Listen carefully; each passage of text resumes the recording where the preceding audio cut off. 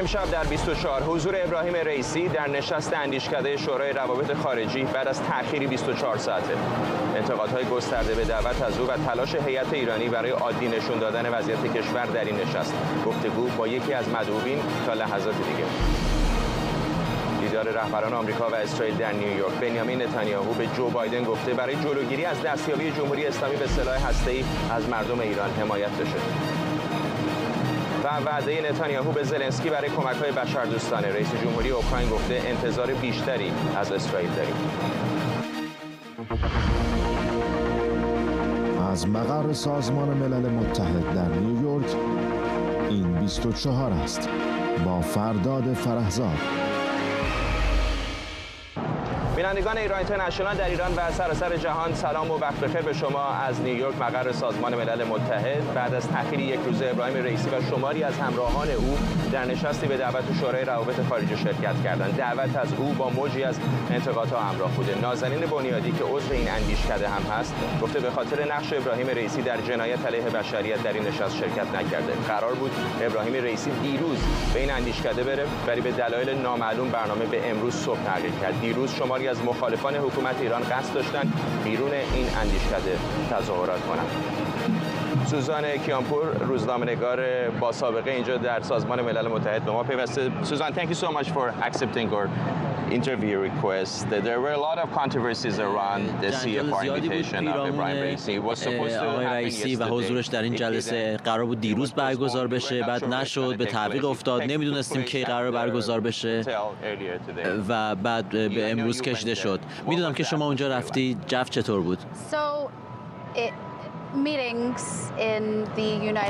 ملاقات ها در طول جلسات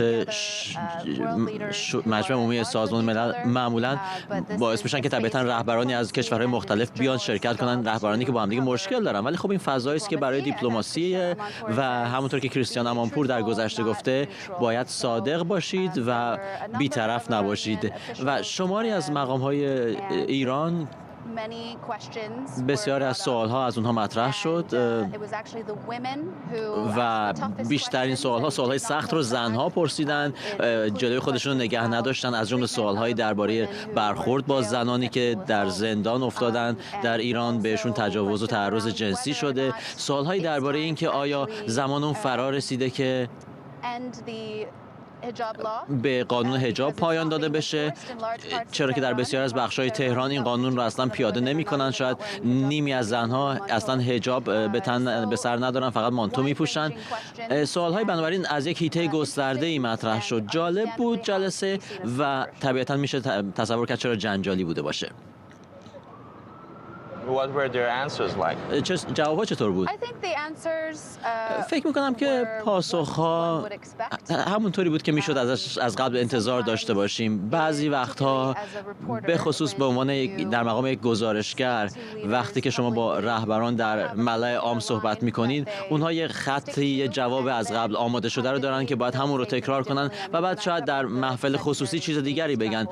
من خب معمولا وقتی که سفرهای وزیر خارجه رو دنبال می‌کردم چنین بود و خب این ممکنه ناراحت کننده باشه، خسته کننده باشه، مایوس کننده باشه، ولی خب جالب بود که چطور شخصیت عمومی اینها با شخصیت خصوصیشون یکی بود در واقع. و من فکر می‌کنم که بعضی از اظهار نظرهای جالب درباره ایرانیان مقیم خارج بودن، اینکه ایرانیان مقیم خارج شاید بسیار از اونها از جمهوری اسلامی ناراضی باشند و خب یکی از جالبترین سوالها این بود که آیا در نهایت پاسخ یک رفراندوم رو خواهند پذیرفت مقام‌های جمهوری اسلامی اگر همچین همه پرسی برگزار بشه و ازشون پرسیدن که آیا مردم ایران میشه چنین سوالی ازشون پرسید، چنین همه پرسی برگزار کرد که ببینیم مردم ایران جمهوری اسلامی میخوان یا نه. و البته جواب اونها طبیعتاً اینطور بود که این انقلاب چیزی که مردم میخوان و ادامه خواهد یافت، همونطور که در 40 سال اخیر ادامه داشته. بنابراین جنبندی من اینه که اونها خب جامعه CFR یا شورای روابط خارجی نقش مهمی رو ایفا میکنه، ولی خب من میتونم درک کنم که چرا بعضیا این رو جنجالی تلقی کردن این جلسه رو. خب شما داشتید که مجمع عمومی رو یک دهه‌ای هست که پوشش میدی. بله این دهمین باره که من در مجمع عمومی سازمان ملل هستم و چیزی که جالبه اینه که در این دوره از نشست مجمع عمومی در مقایسه با 10 سال گذشته، مثلا وقتی که مکالمه تلفنی اوباما روحانی اتفاق افتاد، شاید اولین نماد گرمتر شدن روابط بود، ولی خب الان انگار که دوباره به عقب برگشتیم. می‌بینیم که دارایی‌ها آزاد شدن، دارایی‌های ایران میلیاردها دلار مثل سال 2016 و زندانی‌ها مبادله شدن. بنابراین من حس می‌کنم آیا ما در یک جایگاهی هستیم که دوباره ایرانی‌ها می‌خوان توجه آمریکایی‌ها رو به خودشون جلب کنن. شاید یک جور اتفاقی داره پشت پرده میفته و خب اگر به خاورمیانه نگاه کنیم با توجه به اینکه چین میانجیگری کرد بین ایران و عربستان سعودی، شاید تغییر رو شاهد باشیم. ولی همزمان ایران، اسرائیل و ایالات متحده همشون دارن سعی میکنن از عربستان سعودی یک جوری دلربایی و دلبری کنن. و خب نکته دیگر این که معنی این برای زنان ایران چه خواهد بود اگر یک جور صلح در خاورمیانه پدید بیاد و به نظر میرسه که این طرف‌های متخاصم مثل ایران و سعودی شاید دارن به هم دیگه نزدیک میشن. این معناش برای زنها چه خواهد بود؟ زنهایی که سال گذشته در چنین موقعی داشتن در خیابان‌ها برای حقوق خودشون مبارزه میکردن، برای اینکه آزادی خودشون رو به دست بیارن. آزادی که دولت ایران میگه دارن، میگن که ما دموکراسی هستیم، ولی خب یه جوری سوال رو برگردونن به سمت فرانسه و آمریکا. گفتن تو فرانسه قانون ضد حجاب هست و در آمریکا شما تلاش کردین تیک تاک رو ممنوع کنید. خب شاید نقطه اوج این 10 سال اخیر وقتی بود که خاتمی اینجا اومد و شاید تلاش‌هایی بود که یک همکاری باشه بین ایران و ایالات متحده، ولی هیچ اتفاقی نیفتاد. در واقع وضعیت بدتر و بدتر شد و الان دوباره در یک جو خیلی متفاوتی هستیم با توجه به اعتراضهای سال گذشته. خیلی‌ها کشته شدن، خیلی از ایرانی‌ها در جامعه ایرانیان خارج از کشور مطمئنم که دید متفاوتی دارن نسبت به ایران. نه اینکه در گذشته نظر خوبی داشتن به جمهوری اسلامی. چطور به نظر شما هیئت ایران تلاش کرده، اگر کرده، که جوری مشروعیت برای خودش به دست بیاره با استفاده از این پلتفرم مهمی که اینجا هست، همین رسانه‌های بین‌المللی دارن اونها رو دنبال میکنن تا سعی کنه که به نوعی نشون بده که ما یک کشور عادی و نرمال هستیم مثل بقیه کشورها؟ من فکر می‌کنم چیزی که داریم میشنویم از هیئت ایرانی در عرصه‌های مختلف در این هفته کنونی اینه که از این نظر جالبه، به این معنی که به نظر میاد که دارن واقعا خیلی سخت تلاش میکنن که این جلوه رو از خودشون بدن که آره یک دموکراسی هستن، یک کشور نرمال هستن. در گذشته دست کم در طول همین دولت رئیسی انگار به نظر میاد که خیلی مغرور و افتخار میکنن که یک دولت اصولگرا هستن، ولی الان به یک باره انگار دارن یه جلوه از خودشون نشون میدن. به خاطر برجام میتونه باشه، چون همین دیروز ابراهیم رئیسی همین پشت سر ما در مجمع عمومی گفتش که ایالات متحده دچار یک بحران تصمیم گیری شده. به نظر میاد که این مسیر وین، مذاکرات وین موفقیت آمیز نبوده. بنابراین در چه مرحله، من دوست دارم این سوال رو خودم بپرسم ازشون، در چه مرحله شما از ارائه این تصویر شیطانی از آمریکا دست برمی‌دارید و مستقیم باشون گفتگو می‌کنید؟ و من میپرسم از خودم آیا داریم نزدیکتر میشیم به اون مرحله؟ آیا به این دلیلی که این تلاش‌های فزاینده رو شاهد هستیم که ایرانی‌ها، مقام‌های جمهوری اسلامی سعی می‌کنن از خودشون تصویر مشروعی جلوه بدن؟ مقام‌های ایرانی که من باشون صحبت کردم در طول این سال‌ها همواره تکرار کردن که اینها یک کشور دموکراتیک هستن، دموکراسی هستن، ولی طبیعتاً عمل اونها با حرفشون همخونی نداره و به نظر میاد که الان دوباره دارن این خط رو تکرار می‌کنن. ما آزادی بیان داریم، ما آزادی کلام داریم، ما دموکراسی هستیم. و خب هیچ کسی اینو باور نمی‌کنه. بله هیچ کسی اینو باور نمی‌کنه. بله میتونید مقایسه هایی بکنید، ولی خب تفاوتش این است که اینجا ما در آمریکا در غرب میتونیم قوانینمون رو عوض کنیم، ولی اونجا نه. و این سوالی که من از اونها میپرسم، آیا برای همین ازشون پرسیدم آیا وقتتون فرا رسیده که قانون حجاب رو عوض کنیم وقتی که زورتون نمیرسه که این قانون رو پیاده کنین؟ ولی خب تغییر قانون یعنی که مهسا امینی و ارتش زنان او و ارتشی از مردان که از او حمایت کردن پیروز شدن و البته اینها نمیخوان اینو اذعان کنن. هیئت ایرانی این بار خیلی پرشماره. یک خدم حشمی با خودشون آوردن که من حدس میزنم بعضی از اونها در نشست امروز شما هم حضور داشتن. با اونها آیا هیچ تعاملی داشتی، گفتگویی داشتی؟ خب یه سری قوانینی پیرامون این جلسات هست، ولی چیزی که میتونم بگم اینه که تجربه ما تجربه بود که معمولا با افراد این چنینی نمیشه خیلی تعامل داشت. CFR یا شورای روابط خارجی به عنوان یک فضایی که اجازه دیالوگ رو میسر میکنه، تعامل رو بین طرف‌های مختلف ممکن میکنه.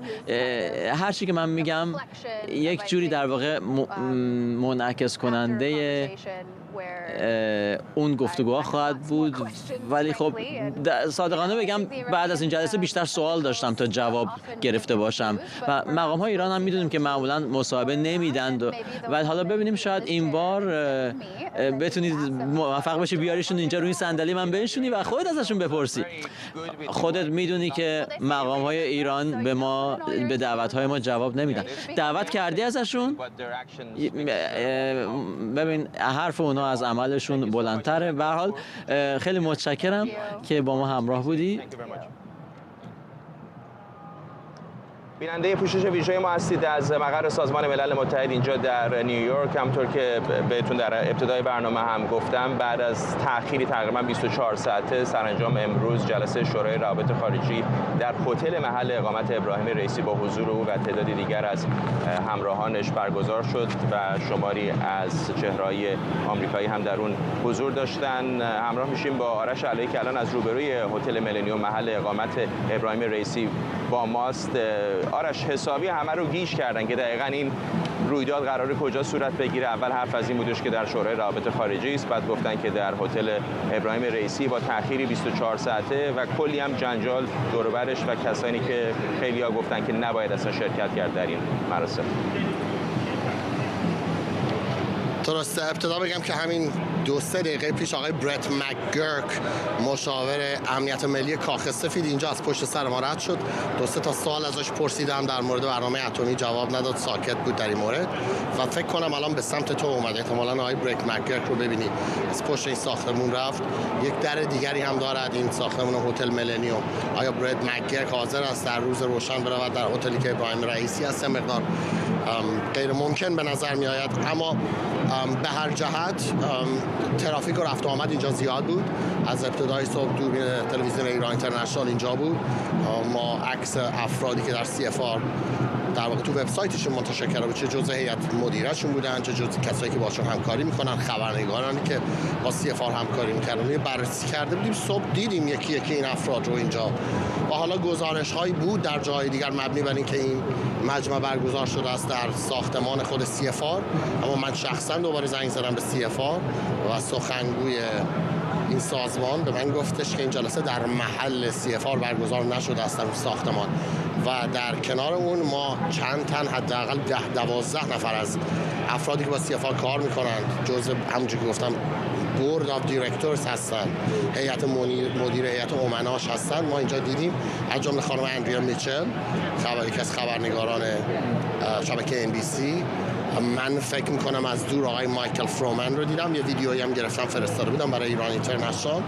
همونجور که تو گفتی سردرگمی، واضحا میخواستند که مطبوعات ندانند که این داستان که اتفاق میافتد، تظاهراتی صورت نگیرد، چون ساختمون CFR در منطقه‌ای نیست که قرق شده باشه مثل هتلی که ما هستیم. مردم دسترسی ندارن به این هتل، بنابراین اینجا تظاهراتی برگزار نمیشود و خب اگر خبرنگارم اینجا حضور نداشته باشه به طور فیزیکی نخواهد دونست که چه کسی میاد و میرود. اینجا هم باشید به این سادگی ها نیست که با این جمعیتی که میرود و میآید بتونید اسکن بکنید، ولی واضحا میترسند تیم رئیسی. یعنی من اینو بگم فرداد، به خاطر که دم ساختمان CFR اگر رئیسی جرأت میکرد که به اونجا بره و بخواد اونجا در جلسه شرکت بکنه، باید یک پیاده روح مثلا 3-4 متری رو پیاده میشد و در خیابان میآمد و از ترس این که در همون 3-4 متر خبرنگاران چند تا سوال ازش بکنن یا مردم اون فعالین و کسایی که مخالف جمهوری هستن تظاهراتی نکنن، 4 تا عکس گرفته نشه که ایشون خاطرشون یک وقت آزرده نشه یا تحقیر نشن جلوی مردم، اینجا حاضر نشدن و این جلسه رو آوردن اینجا در هتل برگزار شد. صحبت‌های خانم کیانپور هم شنیدید در مورد سوالاتی که از آقای رئیسی مطرح شده است در این جلسه و پاسخ‌هایی که داده است.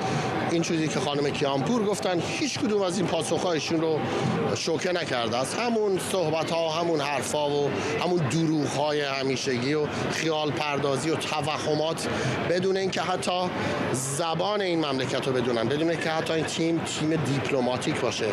افرادی در این تیم هستن اومدن در این گروهی که شما میگی که عضو حراست بودن، در وزارتخونه‌های ورزشی بودن، واضحاً کارشون این است که برن و جنجال درست کنن به صورت غیر حرفه‌ای و بعد رانت بگیرن از این وضعیت، یعنی بیان اینجا و حمایت کنن از اون گروه و دروغ‌هایی که داره تکرار میکنه و احتمال بسیار قوی بر طبق اون چیزی که 44 سال گذشته بوده به ازاش رانت بگیرن، وسایل خرید بکنن، اینجا برن شاپینگ بکنن در بهترین بوتیک‌های منهتن و ببرن بدون اینکه اونجا بخوان مالیاتی بدن. در داخل ایران اگر شما آدم عادی باشید بخواد خرید کنید از آمریکا ببرید، به این سادگی‌ها اجازه نمیدن. شما گمرک رد شید ولی اونا 100% میتونن. و حالا نکته این است که به هر جهت سعی میکنن با دروغ پراکنی، شایعه پراکنی و در مواردی حتی اینکه بخوان جلوی خبرنگاران رو به طور فیزیکی بگیرن که واقعیت رو به شما نرسونن. بینندگان عزیز، خانم‌ها و آقایان، این تیم رئیسی از هیچ کوششی فروگذار نکرده است سالا. ممنونم از سوارش علایی، خبرنگار ما روبروی هتل محل اقامت ابراهیم رئیسی، هتل ملنیوم که 2 خیابان بیشتر با مقر سازمان ملل هم فاصله نداره. دیروز با شروع سخنرانی ابراهیم رئیسی در مجمع عمومی سازمان ملل، نماینده اسرائیل در این سازمان در اقدامی اعتراض‌آمیز تصویری از مهسا امینی با نوشته زنان ایرانی شایسته آزادی هستند رو بالا گرفت. او که در ادامه اعتراضش از طرف پرسنل امنیتی مجبور به ترک سالن شد، در حساب اکس یا همون توییتر سابق خودش ابراهیم رئیسی رو قصاب تهران معرفی کرده و نوشته در حالی که صدها ایرانی بیرون ساختمان در حال اعتراض و خواستار حمایت جامعه بین‌المللی اند، او به مبارزش برای نشون دادن بی‌اخلاقی سازمان ملل به جهان ادامه میده.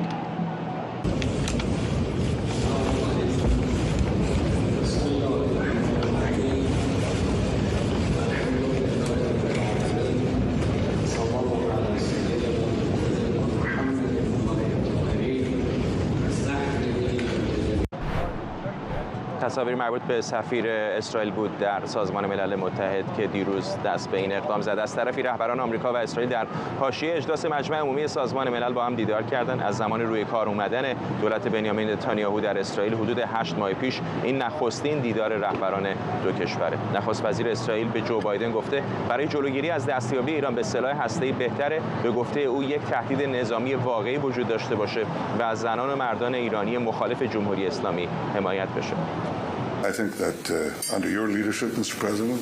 فکر می‌کنم تحت رهبری شما آقای رئیس جمهور ما میتونیم صلح تاریخی رو میان اسرائیل و عربستان سعودی برقرار کنیم و فکر می‌کنم چنین صلحی میتونه ما رو در پایان دادن به مناقشه عرب اسرائیلی، دستیابی به آشتی بین جهان اسلام و اسرائیل و پیشرفت صلح واقعی بین اسرائیل و فلسطینی‌ها کمک شایانی کنه.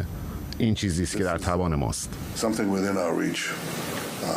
از تعهد مستمر شما آقای رئیس جمهور برای جلوگیری از دستیابی ایران به سلاح هسته‌ای سپاسگزارم.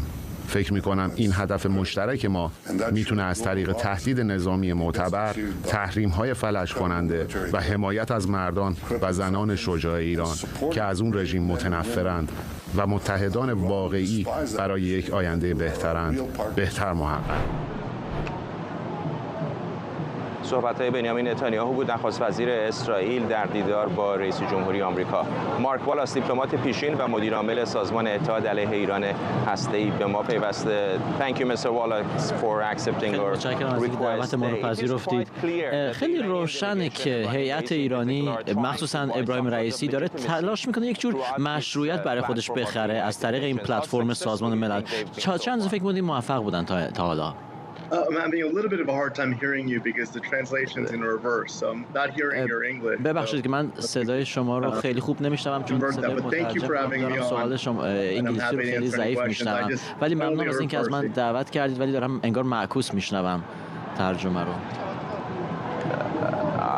I'm sorry, I repeat my question. I was asking, do you think that the Iranian delegation attempt to buy international legitimacy 1 year after the death of Mahsa Amini by coming to the United Nations, by participating in events like the CFR earlier today, been successful, or no one's buying that really? I think we've seen more of the same regime. They always try to act their best when they come to New York. وقتی که به نیویورک میان نهایت تلاش خودشونو میکنن. New York. And I don't think anyone is falling ولی فکر نمی کنم که کسی داره فریب این نمایش اونها رو میخوره. ایالات متحده به نحوی مجبور شد که این 6 میلیارد دلار رو آزاد کنه و خب افرادی که خلاف میلشون در ایران به گروگان گرفته بودند اینها رو آزاد کنه و همزمان سالگرد مهسا رو داشتیم. بنابراین فکر نمی کنم که هیچ کس فریب این نمایش اونها رو بخوره. مردم آمریکا در غرب میدونن که جمهوری اسلامی چه جور رژیمی هست و میدونه که مردم ایران متحد جلوی رژیم جمهوری اسلامی ایستادن. خیلی روشن این رو نظر خودشون رو بیان کردن. بنابراین به اعتقاد من دوستان ما در شورای روابط خارجی اشتباه خیلی بزرگی کردن که این جلسه رو برگزار کردن. Even though there are no sign of improving of relationship between the United States and Iran, but we know that behind the scene there are negotiations that are taking place. The result of those negotiations just recently was the release of these 5 U.S. citizens from Iran and the release of $6 billion of Iranian frozen assets in Doha. Do you think there is any indication that there might be more talks, in particular about the Iranian nuclear program, and we might see some sort of a nuclear agreement in the coming months or years? Well, I think it's been quite clear. فکر می‌کنم خیلی روشنه که از زمانی که پرزیدنت بایدن تلاش کرد که بره به سمت این به اصطلاح برجام 2.0 نسخه دوم برجام. اما خب میدونیم که برجام قبلی تا اینجا عمده مفادش اصلا منقضی شده بود اگر هم بر سر کار باقی مونده بود. ولی خب خیلی روشنه که مقام‌های ایران همونی هستن که بودن. مردم خودشون رو به شدت و وحشیانه سرکوب کردن. در خاورمیانه فعالیت‌های شرارانه‌شون همچنان ادامه داره. بنابراین خیلی سخته که هر توافقی رو بشه مذاکره کرد با چنین حکومتی، حتی با یک حکومت عادی، چه برسه به حکومتی که داره مردم خودش رو میکشه.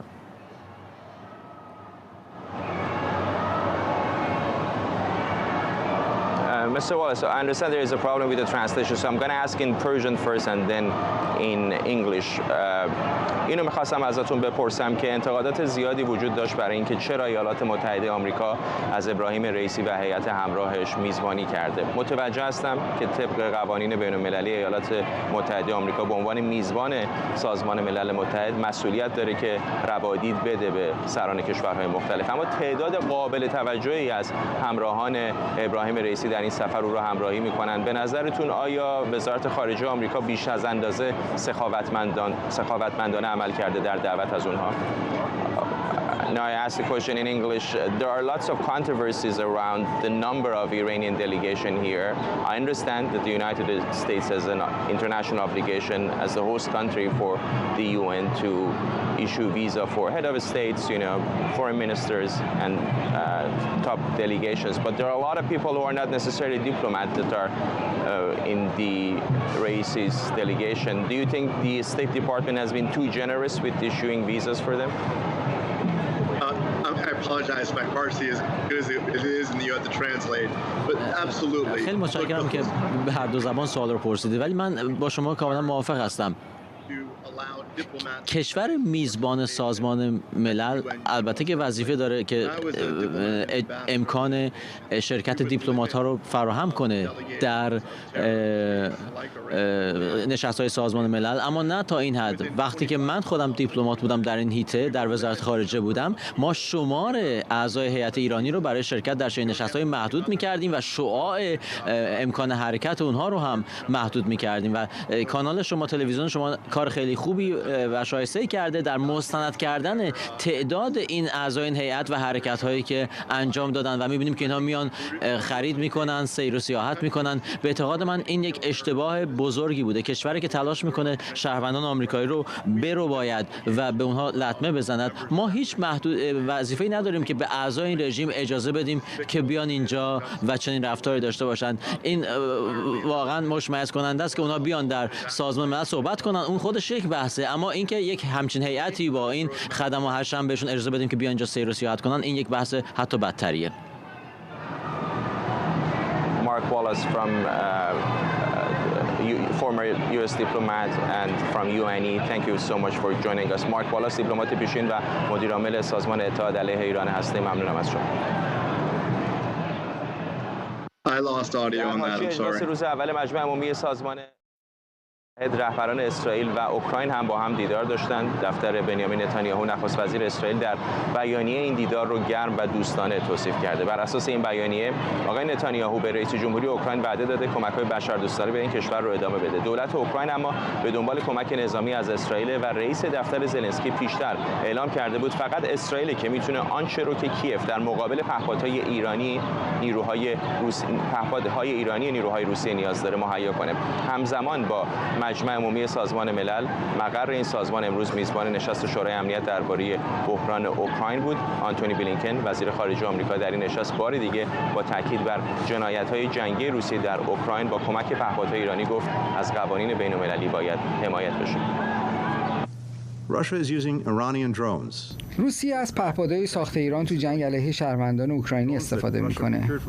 پهپادهایی که روسیه از ایران گرفته در مغایرت با قطعنامه 2231 شورای امنیته. ما باید یه پیام روشن نه تنها به روسیه بلکه به همه متجاوزا ارسال کنیم و اونم اینه که ما پشت قوانینی که هممون درباره‌اش توافق کردیم نیستیم. نه فقط برای جلوگیری از بی‌ثباتی و درگیری، بلکه برای ایجاد زمینه‌ای برای همه ما تا بتونیم برای بهبود زندگی مردم تو زمان صلح تلاش کنیم. آندری دوبریانسکی مدیر سازمان کنگره جهانی اوکراینیان در سازمان ملل اینجا به ما پیوسته. آندری دوبریانسکی is joining us right here at the UN headquarters. Thank you so much for accepting our interview request. There was a meeting between President Zelensky and the Israeli Prime Minister. Yes. There are lots of concerns about the Iranian drones. Israel is maybe one of the countries that is as concerned as Ukraine about the Iranian military programs. What do you think the two countries can do together to counter the Iranian threats in Ukraine? I think a very big interest from Ukraine and other national security people who are very interested in it is how this many Shahed drones have been transferred over to Russia without any additional sanctions coming on to the Iranian government. There's also the question of how many of these drones will now start to be built in Russia properly. And so therefore this is not a problem that's contained to just one مشکلی که تا حدی محدود شده. همین دیروز ما دیدیم که بیش از 40 پهپاد جدید علیه اوکراین شلیک شدن. بنابراین فقط بحث این نیست که در اتفاقات روزمره چی رو شاهد هستیم، بحث اینه که جهان چطور داره به این صادرات غیرقانونی اسلحه واکنش نشون میده. جنجال‌هایی وجود داره درباره موقعیت اسرائیل هم، موضع اسرائیل، برای اینکه اسرائیل تلاش میکنه تا حدی میانه قضیه رو بگیره، بی‌طرف باشه، چون رابطه خوبی با هر دو طرف داره و از طرفی متحد غرب هم هست. تا چند روز تا اینجا برای اسرائیل دشوار بوده که چنین موضعی رو حفظ کنه در این آب‌های بسیار طوفانی، بتونه که دریانوردی کنه که هم از اوکراین حمایت کنه و هم رابطه‌اش با روسیه رو به خطر نندازه. بله، این لغت دریانوردی واقعا لغت خیلی خوبیه که شما استفاده کردین، چون بیزنس هایی داره، داد و ستد هایی داره با هر سه کشور، روسیه، اوکراین، آمریکا. ولی از این طرف می‌بینیم که داخل اوکراین به خصوص کسانی که اقامت اسرائیل رو دارن فقط از اوکراینی‌های یهودی صحبت نمی‌کنن، بلکه کسانی که داد و ستد هایی دارن در هر دو کشور. اینها خطوط هوایی که اخیراً تو این چند سال اخیر بین دو کشور برقرار شده شده بود که اورشلیم و تل‌آویو رو مستقیم به اوکراین وصل می‌کرد. این یک دوستی خیلی شکوفایی بود بین اسرائیل و اوکراین و همه فرض می‌کرد که در نهایت این غلبه می‌کنه بر منافع اسرائیل در قبال روسیه. ولی خب از نظر تاریخی نگاه کنیم، باز اسرائیلی‌ها در تاریخ مظلوم واقع شده بودن، الان اوکراینی‌ها مظلوم واقع شدن و خب در جنگ 7 روزه کسی انتظار نداشت که اسرائیل پیروز بشه ولی شدن. به همین ترتیب نبرد روس‌ها علیه کیف کسی انتظار نداشت که اوکراین پیروز بشه. اما خب الان اسرائیل همونطور گفتید داره تلاش میکنه که موضعش رو حفظ کنه. من درک میکنم رابطه تاریخی بین این دو کشور و اسرائیل و اوکراین رو از نظر تاریخی، نه فقط به خاطر یهودیان روس تبار یا اوکراینی که ذکر کردید، ولی روسیه فقط به یک متحد غرب حمله نکرده، داره به ایران هم تا حد زیادی کمک میکنه. بنابراین میشین استدلال رو کرد که شاید در واقع روسیه و ایران تبدیل شدن به متحدان دفاکتو. بنابراین آیا این اسرائیل رو نگران نمیکنه و باعث نمیشه که بازبینی کنه روابطش با روسیه رو؟ فکر میکنم این چیزی که پرزیدنت زلنسکی هم بهش اشاره کرد امروز در شورای امنیت. چرا یک عضو دائم شورای امنیت همراه شده و متحد شده با کره شمالی که یک دولت تروریستی است، حامی تروریسم، و ایران که اسلحه صادر میکنه، تروریسم صادر میکنه، و همزمان با سوریه هم رابطه داره که اون هم به عنوان یک اسپانسر و حامی تروریسم به رسمیت شناخته شده. بنابراین بسیاری از این همکارانی که یا کشورهای متحد روسیه مشکل ساز هستند. خب این که سوال همین منه، بنابراین چرا اینها با اینها دوست هستند؟ چرا اسرائیل با روسیه همچنان دوسته؟ به نظر من به نکته خیلی خوبی اشاره میکنید و باز این از دید تاریخی بهش نگاه کنیم. اسرائیل داشت تلاش میکرد که برای مردمی که کشور نداشتن برای قرنها یک کشور ایجاد کنه. به همین ترتیب اوکراین تا سال دهه 90 میلادی به عنوان یک کشور به رسمیت شناخته نشده بود و بسیار از کشورها بعد از جنگ حاضر شدن که رابطه با اسرائیل رو بپذیرند و باز مشابه اون در مورد اوکراین بعضی از کشورها حاضرند که اسلحه بدن به اوکراین، اگرچه که میدونیم که اوکراین در بسیار از بحران‌های خارجی طرفدار ناتو بوده، ولی خب تا به جنگ نرسیده بودیم کشورها حاضر نشدن که از اوکراین حمایت کنند. بنابراین بله نقاط مشابه زیادی هست، نکات مشابه زیادی هست و چیزی که ما دیدیم امروز با ملاقات با آقای نخست وزیر نتانیاهو و جامعه جهانی یهودیان شاید صدای بلندتری میخوان از خودشون داشته باشن. اونها میپرسن الان که چرا ما گفتیم هرگز دیگه هولوکاست تکرار نشه ولی الان نسل کشی داره در اوکراین تکرار میشه. فکر میکنم که الان شاید یه چیزی تغییر کنه در روابط اسرائیل با روسیه.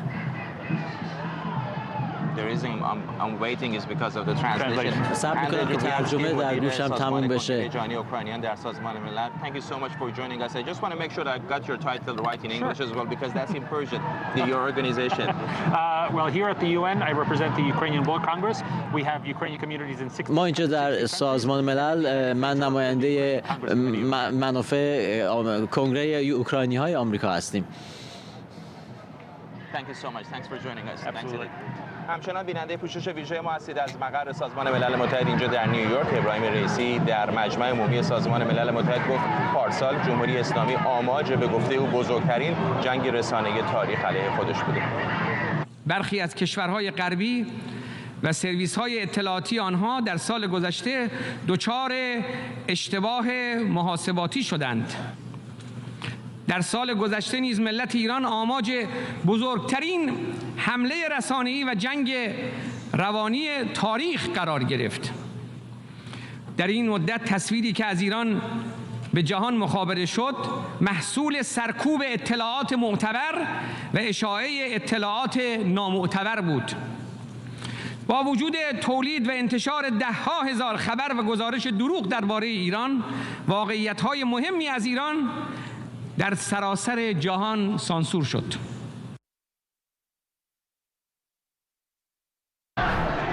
کامبیز غفوری روزنامه‌نگار در فنلاند به ما پیوسته. آقای غفوری چطور دیدید سفر ابراهیم رئیسی رو؟ خیلی تلاش کرد که از این پلتفرم سازمان ملل استفاده کنه برای به دست آوردن مشروعیت. چقدر به نظرت موفق بود؟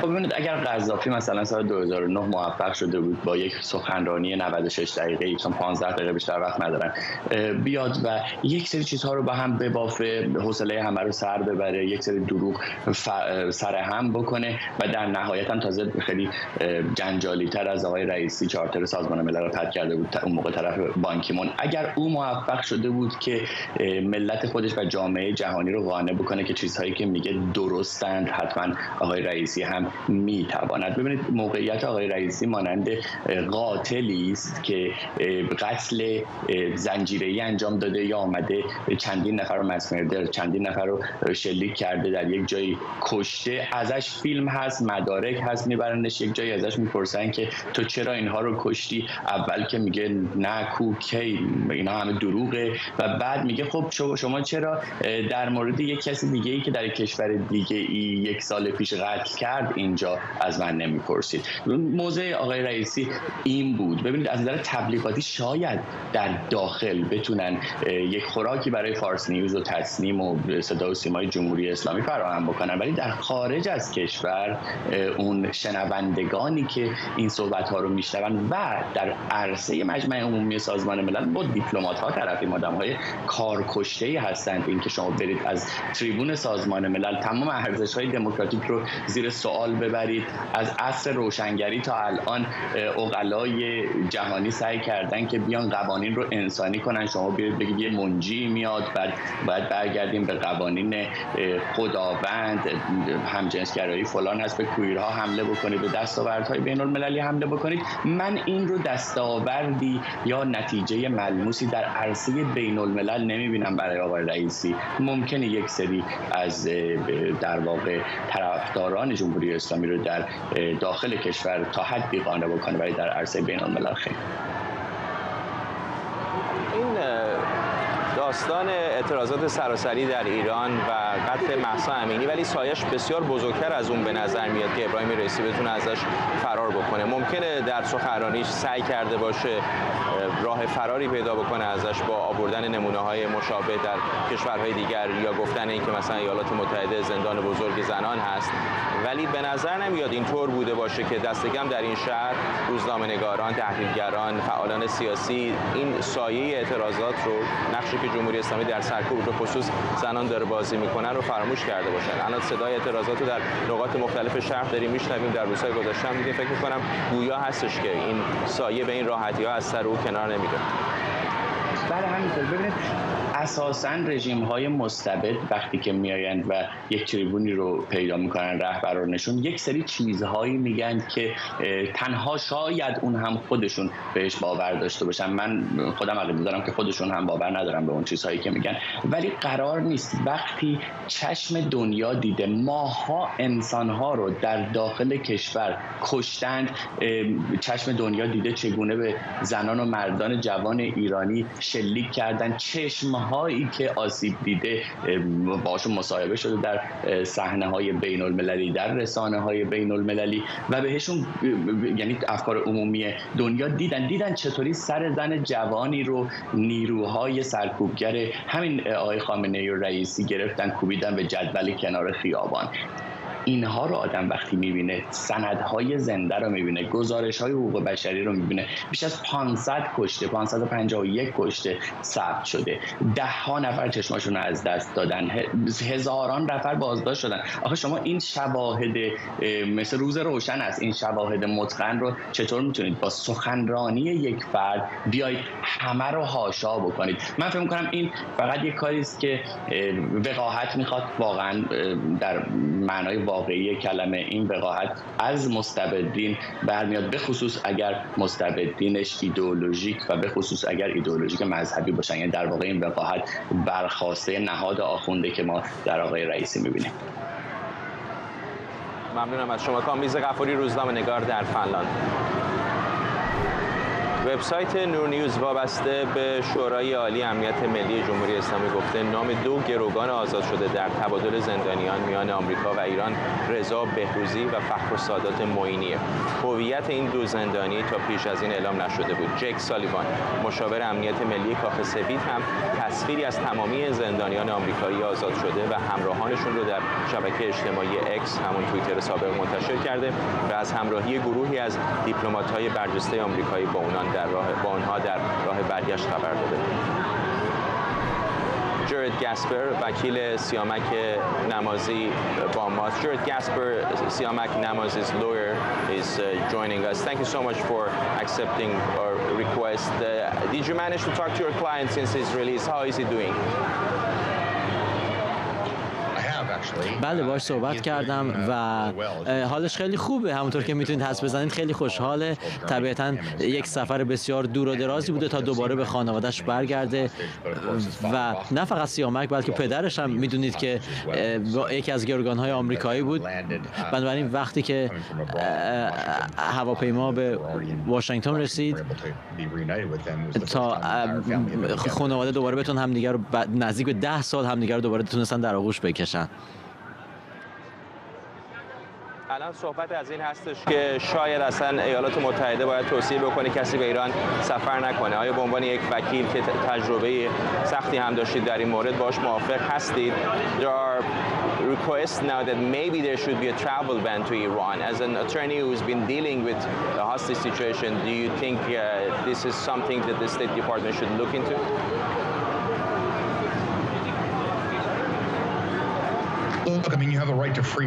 ببینید خب حق آزادی حرکت هست تحت قانون بین الملل و خب چیزی که من میتونم بگم اینه که هر کسی که میخواد به ایران سفر کنه باید خیلی مراقب این خطرات باشه. من شخصا به شدت توصیه‌ام اکیداً اینه که سفر نکنم به واسطه سابقه که داریم تا وقتی که ایرانی‌ها ببینن که گروگانگیری برای اونها پیامدها و عواقب بسیار جدی داره. هر شهروند آمریکایی یا غربی یک هدف گروگانگیری اونها خواهد بود.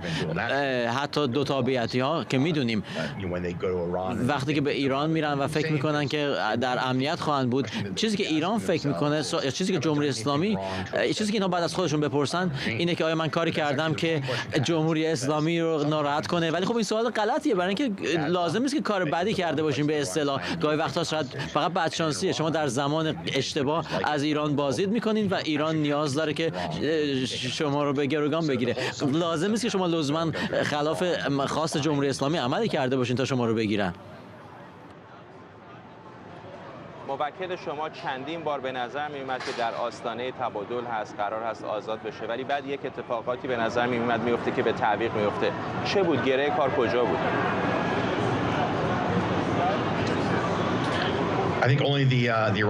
فکر میکنم فقط رژیم ایران بتونه به این سوال پاسخ بده. طبیعتاً سوال‌های هم باید از دولت آمریکا پرسید. سیامک نمازی اول در دوره آقای اوباما او رو تنها گذاشتن وقتی که گروگان‌های دیگر رو آزاد کرد اوباما و همزمان با مذاکرات هسته‌ای، و بعد آقای جان کری که اون موقع وزیر خارجه بود به خانواده‌اش قول داد که ظرف چند هفته آزاد میشه و میدونیم که چنین نشد و در پایان دوره اوباما پدر و پسر در زندان بودند. مشکل اینه که با وجود قول‌هایی که داده شد اونها در دوره اوباما توافقی کردند ولی سیامک نمازی رو خارج از اون گذاشتن. پرزیدنت اوباما در 2 مورد با ایرانی‌ها توافق کرد، باز هم سیامک نمازی جا موند و بنابراین فکر می‌کنم سوال‌های زیادی رو دولت آمریکا هم باید بهش پاسخ بده و فکر می‌کنم داستان خانواده نمازی در واقع یک داستان هشدارآمیزه برای هر کس دیگری که بخواد قصد سفر به ایران داشته باشه و فکر کنه که این سفر براش عواقبی نخواهد داشت. متوجه هستم که طبیعی هست شما به عنوان وکیل مهمترین مسئولیتتون در مقابل موکلتون هست در این مورد خاص آقای سیامک نمازی، اما انتقاداتی در مورد این توافق هم وجود داره برای اینکه میدونیم شهروندان دیگری هستن که الزاماً شهروندی ایالات متحده آمریکا رو ندارن اما اقامت دائمی این کشور رو داشتند. فکر می‌کنید آیا این توافقی ناقص بود و باید دولت آمریکا تلاش می‌کرد که همه اونها رو برگردونه؟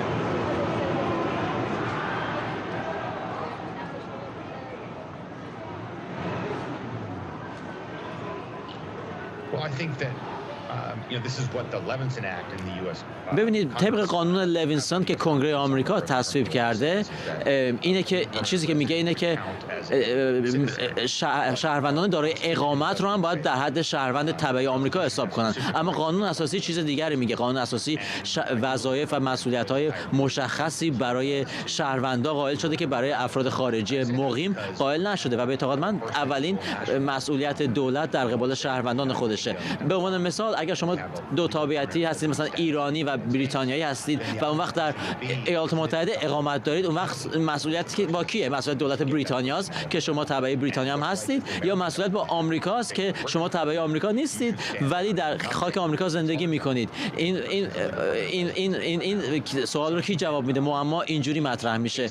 بنابراین فکر میکنم که هر مسئله، هر پرونده رو باید به صورت مجزا بررسی کرد و ببینیم که وضعیت اون فرد چطور هست و در نهایت سوالی که باید پاسخ داده بشه اینه که وقتی به چنین توافقی میرسن چطور باید با ایران برخورد کنیم در آینده. خیلی این سوال رو در این چند روز اخیر پرسیدن. ببینید 6 میلیارد دلار رو آزاد کردیم، پول کلانی که به خزانه جمهوری اسلامی سرازیر شده و معلوم است که برای چه مقاصدی از اون استفاده خواهد کرد و پاسخ من اینه که اگه از اینجا به بعد هیچ کاری نکنیم طبیعتا این سیاست گروگانگیریشون ادامه خواهد یافت و به اعتقاد من این توافق به این جنبه قضیه پاسخی نداده، راه حلی پیدا نکرده. بنابراین اگر که ما هیچ کاری رو متفاوت انجام ندیم و سیاست گروگانگیری ایران هر بار به نتیجه برسه، خب اتفاق میفته. ما سال گذشته در یک مقاله در وال استریت جورنال نوشتیم که باید رویکرد ما تغییر کنه تا مانع از این بشه که ایران گروگانگیری کنه. باید یک رویکرد چند جانبه، چند ملیتی داشته باشیم و یک سری ضد مشوق‌های جدی برقرار کنیم که جمهوری اسلامی قبل از اینکه بخواد چنین حرکتی بکنه بهش فکر کنه و تردید داشته باشه. باید رویکرد جهانی رو نسبت به این قضیه تغییر بدیم و بهای گروگانگیری رو برای جمهوری اسلامی بسیار بسیار گزاف‌تر کنیم و اینطور بشه که فکر نکنم فقط یک دولت از اونها ناراضی میشه و ناراحت میشه وقتی گروگان میگیرن، بلکه کل جامعه جهانی از این حرکت مشمئز میشه. یعنی مسکو، پکن، دیگر پایتخت‌ها اینها رو هم باید از این قضیه درس خواهند آموخت. سپاسگزارم از شما جارید کاسپر، وکیل سیامک نمازی با ما. اینجا در حاشیه روز دوم مجمع عمومی سازمان ملل متحد، جو بایدن رئیس جمهوری آمریکا در دیدار با بنیامین نتانیاهو نخست وزیر اسرائیل گفته تعهد او نسبت به اسرائیل آهنینه. امروز ما درباره برخی مسائل دشوار بحث می‌کنیم و اون حفظ ارزش‌های دموکراتیکیه که در مرکز همکاری‌های ما قرار داره، از جمله توازن قوا در نظام‌هامون و حفظ مسیری به سوی مذاکره برای راه حل دو کشوری و اطمینان از اینکه ایران هرگز به سلاح هسته‌ای دست پیدا نخواهد کرد. تعهد من به اسرائیل حتی زمانی که اختلاف نظرهایی داریم همونطور که می‌دونین آهنینه. من فکر می‌کنم بدون اسرائیل هیچ یهودی در جهان امن نیست. من فکر می‌کنم اسرائیل مهمه و من مشتاقانه منتظر بحث در مورد همه اینها با شما و همکاری با تیم شما برای تحقق اون هستم. اردوان روزبه همکارم اینجا در مقر سازمان ملل متحد به ما پیوسته. بالاخره دو رهبر اینجا در ایالات متحده بعد از 3 سال با هم دیدار کردن. اختلاف نظرها زیاد بود ولی به نظر میاد سر بعضی موضوعات هم توافق دارن. خب به نظر میرسه که بایدن و آمدانه این قرار رو در اجلاس 78م گذاشته به خاطر که به طور رسمی دیداری در کاخ سفید انجام نده. اما مهمترین نکته همونی که اشاره کردیم مسئله دموکراسی در واقع اون امری بوده که نتانیاهو بهش اذعان کرده و گفته به هر حال میشه گفت در واقع در آمریکا هم دیگر رو ندیدن، در سازمان ملل دیدن. به نوعی میشه گفت در خاک آمریکا نبوده. بله، به خاطر اینکه خب ما میدونیم که بایدن خیلی خوشنود است از اتفاقاتی که افتاده مخصوصا در کرانه باختری و همچنین مسئله فلسطینیان، نوع رابطه و همچنین اتفاقاتی که در منطقه داره میفته و این تغییرات غذایی که خب به تبع معتقدن که ممکنه مسئله دموکراسی رو در این کشور زیر سوال ببره. اما نتانیاهو سعی کرده که این مسئله رو اطمینان بده که این اتفاقات باعث تغییر وضعیت در دموکراسی در اسرائیل نخواهد شد. از طرفی من فکر کنم یه نقطه مشترک مهمی هم به جز دموکراسی بین اونها بوده و مسئله ایران. هر دو این دو رهبر سیاسی توافق داشتن بر سر اینکه چگونه باید جلوی جمهوری اسلامی در بحث هسته‌ای بگیرن. اما معتقدم که بایدن خیلی روشن نمیتونه راجع به این صحبت کنه، چون درست ما وقتی داریم صحبت میکنیم که 6 بیلیون دلار 6 میلیارد دلار پولهای جمهوری اسلامی آزاد شده، در عمل ما به ازای هر گروگان حدود 1 میلیارد و 200 میلیون آزاد کردن. این اتفاق به نظر میرسه که درهایی هستش که باز کرده بایدن برای جمهوری اسلامی و برای بعضی از کارهایی که داره میکنه. از طرفی ما میدونیم جمهوری اسلامی در فشاره، مسئله صادرات نفتی که امروز داره، قیمت نفتی که رو به کاهش هستش، فشارها میتونه راههای بهتری رو بده. بایدن میگه در مورد ایران هسته‌ای نگرانه، ولی من فکر میکنم سیاست‌هایی که تاکنون به خرج داده هنوز سیاست‌هایی نیستش که نشون بده واقعا این نگرانی به طور عملی جلوی جمهوری اسلامی رو خواهد گرفت.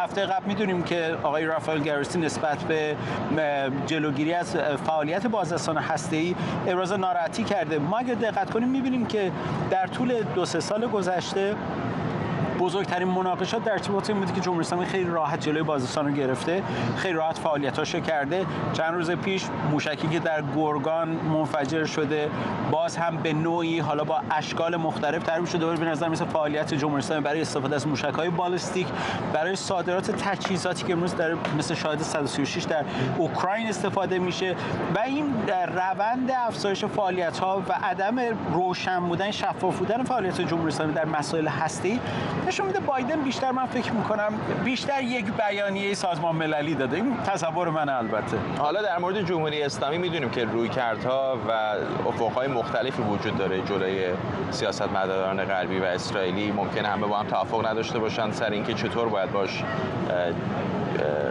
برخورد بکنن، اما یک نکته دیگری که بین ایالات متحده اسرائیل و عربستان سعودی الان وجود داره بحث عادی سازی روابط بین اسرائیل و عربستان سعودی. چقدر این دیدار مقدماتی میتونه برای اون باشه؟ من مطمئنم به هر حال بحثی که از 2021 آغاز شد تحت عنوان طرح ابراهیم قطعا مورد توجه همه است، به دلیل اینکه ما باید یادمون باشه منطقه خاورمیانه نگرانی داشته به عنوان چیزی به اسم جمهوری اسلامی، چیزی که در عین حالی که برای مردمش ناامنی آورده برای منطقه هم آورده. حالا در نتیجه باید ما اینو بدونیم که بعد از جریان صلح ابراهیم قطعا اونها تلاش‌های مختلفی رو دارن میکنن. خب سیاست‌های اسرائیل هم سیاست‌هایی است که این روند رو عادی نکرده. به هر حال ما میدونیم که وزیر امور خارجه آمریکا چند پیش ملاقاتی با رهبران فلسطینی داشته برای اطمینان دادن به اونها که اونها هم در این لحاظ خواهند شد. اونها نظرشون رو گفتن ولی ما نمیدونیم چه اتفاقی افتاده. واقعیت اینه که من فکر می‌کنم مقدمه‌ای بوده برای دو رهبر.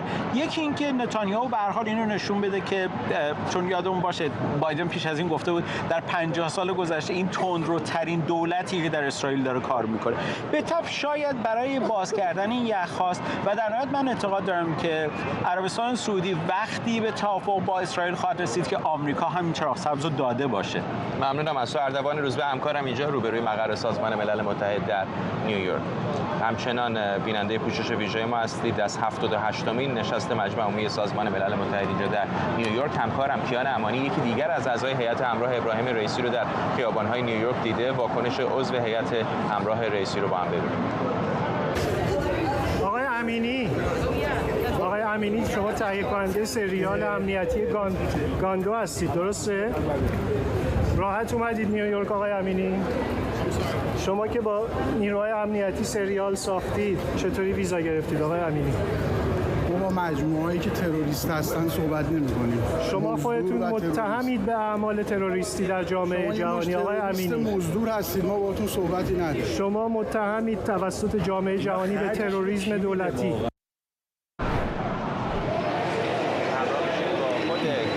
از مقابل هتل محل اقامت ابراهیم رئیسی و هیئت همراهش. کیان دیگه فکر می‌کنم هر کسی که با تیم ابراهیم رئیسی است موقعی که از اون لابی هتل داره میاد بیرون این ور اون ور رو نگاه میکنه که آیا کیان امانی اون دور و بر هست یا نه. همینطوره فرداد. 5 دقیقه 10 دقیقه پیش این یوسف سلامی بازجو خبرنگاری که باشون بود اومد یه نگاهی دور و اطرافو کرد، رفت داخل با حسین امیر عبداللهیان وزیر خارجه جمهوری اسلامی اومدن بیرون. یه هیئتی دور امیر عبداللهیان رو گرفته بود که کسی نزدیکش نشه. 20 نفر آدم برای اینکه اگه دوربین بیاد اینجا لطفا من میتونم نشون بدم. امیر عبداللهیان از هتل اومد بیرون میخواست بره اونجا دفتر حفاظت منافع مصر. میبینید 50 متر هم فاصله نداره. اما از ترسش به خاطر اینکه جواب نده به سوالهای ما اومد با 20 تا محافظ و دور و اطراف و بادمجون دور قابچین رد شد از اینجا. این سکیوریتی هم که اینجا میبینید هر کدوم یه اسلحه هم پر شالشونه، اونا مشخصه. اینا هم وایسادن جلوی ما رو گرفتن که نزدیک نشیم ازش و حسین امیر عبداللهیان رو اجازه دادن که جواب نده به سوال ما درباره 521 جان عزیز، درباره 521 خانواده که حداقل کشته شدن توی یک سال گذشته، جوابگوی جان اون عزیزان نباشه که از دست رفتن. تیم ابراهیم رئیسی امسال علاوه بر اینکه بازجو خبرنگار با خودش آورده، رئیس حراست فدراسیون فوتبال رو با خودش آورده، کسیه که دیروز تلاش میکرد جلوی کار منو بگیره تو برنامه زنده، اسمش رضا نقیپوره، از بسیجی‌های دهه 70 که سلسله مراتب رو طی کرده و حالا شده معاون تشریفات ریاست جمهوری و همینطور مسئول حراست فدراسیون فوتبال. کسیه که مواظبه که شغلش اینه. فکر کن، تصور کن یک نفر شغلش این باشه که دنبال فوتبالیستای تیم ملی بیفته که اونا پاشونو چپ نذارن، خطایی نکنن از نظر اینها تو سفرهای خارجی. اینا کسایی هستن که باعث شدن عمر ورزشی کسانی مثل وریا تموم بشه، فوتبال رو مجبورش کردن بذاره کنار. اینا کسایی هستن که دیدیم با امثال علی کریمی چه کردن، مجبور شد مملکت رو ترک بکنه. اما کس دیگه ای که باش اومده مجتبی امینی، تهیه کننده سریال گاندو که دیدیمش، دسترسی داشته به پرونده های امنیتی، سریال ساخته برای نیروهای امنیتی و کسی بوده که از عوامل حمله به سفارت بریتانیا بوده در سال 90. پیش نماز حمله کنندگان به سفارت بریتانیا بوده، تهیه کننده سینما شده. با ابراهیم رئیسی امروز اومده به نمایندگی از مردم مثلا ایران به نیویورک، به منهتن. برمیگردم به تو فرداد. ممنونم از توکیان امانی، همکارم از مقابل هتل محل اقامت ابراهیم رئیسی و همراهانش در نیویورک. ما میرسیم به پایان برنامه. فقط در مورد بخش ورزشیش اشاره بکنم. اتفاقا من در لابی هتل آقای اینفانتینیانو، اگر درست تلفظ کرده باشم اسمش رو، رئیس فیفا رو هم دیدم. احتمال داره که با هیئت ایرانی ملاقاتی داشته بوده. ممنونم از همراهیتون. میرسیم به پایان این 24.